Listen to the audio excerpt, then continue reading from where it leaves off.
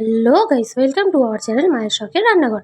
আজকে আপনাদের জন্য নিয়ে চলে এসেছি রেস্টুরেন্ট স্টাইলে এগ ফ্রাইড রাইস রেসিপি। এখানে প্রথমে হাঁড়িতে ভালো করে জল গরম করে বা ফুটিয়ে তার মধ্যে 2 চামচ মতন ভিনিগার দিয়ে দিলাম। আমরা 10 মিনিট আগে কিন্তু এখানে চাল ভিজিয়ে রেখেছিলাম। এবার দেখুন হাঁড়ির মধ্যে 2 চামচ লবণ দিয়ে দিলাম।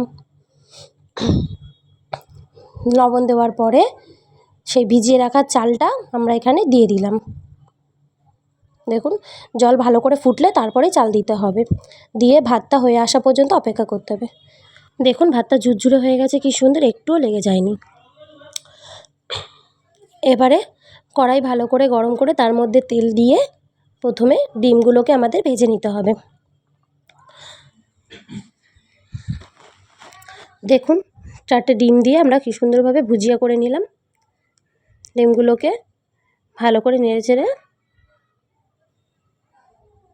ভুজিয়া মতন হয়ে গেছে। এবার ভুজিয়াটাকে নামিয়ে দিয়ে এবার কড়াইতে ভালো করে তেল গরম করে তার উপরে রসুন কুচি,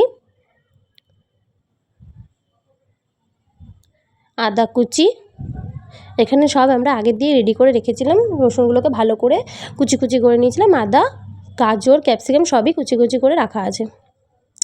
দেখুন আদা রসুনটা ভালো করে ভাজা ভাজা হয়ে আসলে বিনসটা দিয়ে দেবেন। বিনসটা দিয়ে ভালো করে একটু নেড়ে চেড়ে একটু ভেজে ভেজে নেবেন।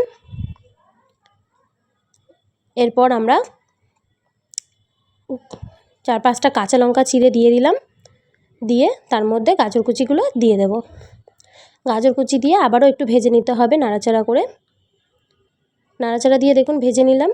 এবারে এই ভাজা ভাজা হয়ে আসা গাজর আর বিনসের মধ্যে আমরা দিয়ে দেব লাল ক্যাপসিকাম, হলুদ ক্যাপসিকাম। আপনাদের কাছে সবুজ ক্যাপসিকাম থাকলেও আপনারা দিতে পারেন, ক্যাপসিকাম না থাকলেও আপনাদের কোনো অসুবিধা নেই, দিতে নাও পারেন। এবার সামান্য চিনি দিলাম, দিয়ে আবারও ভালো করে নেড়েচেড়ে ভেজে নিতে হবে। যখন সব সবজিগুলো ভাজা ভাজা হয়ে আসবে, একটু সিদ্ধ সিদ্ধ হয়ে আসবে, তখন ডিমের ভুজিয়াগুলো আবার দিয়ে দেব। দেখুন ডিম ভুজিয়াটা দিয়ে দিলাম।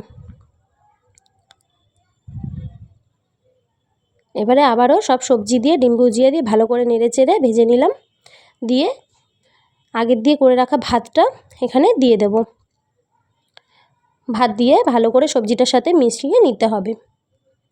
দেখুন একটু আস্তে আস্তে করবেন যাতে পড়ে না যায়। ভালো করে সবজির সাথে ভাতটা মিশিয়ে নেওয়া হয়েছে। এবারে সামান্য সয়া সস এখানে দিয়ে দিয়েছি। আমরা 1.5 চামচ মতন সয়া সস দিয়েছি, আপনারা চাইলে আরেকটু বাড়িয়ে দিতে পারেন, বাট সয়া সস কম দিলে ভালো লাগবে খেতে। দেখুন ভালো করে মিশিয়ে নিলাম সব কিছু দিয়ে। আপনারা এখানে চাইলে সামান্য ঘি অ্যাড করে দিতে পারেন। আমাদের যেহেতু ঘি হয় না খাওয়া, তাই আমরা দিইনি। এবার দেখুন রেডি এগ ফ্রাইড রাইস। ভালো লাগলে লাইক, কমেন্ট, সাবস্ক্রাইব করে আমাদের পাশে থাকবেন। Thank you.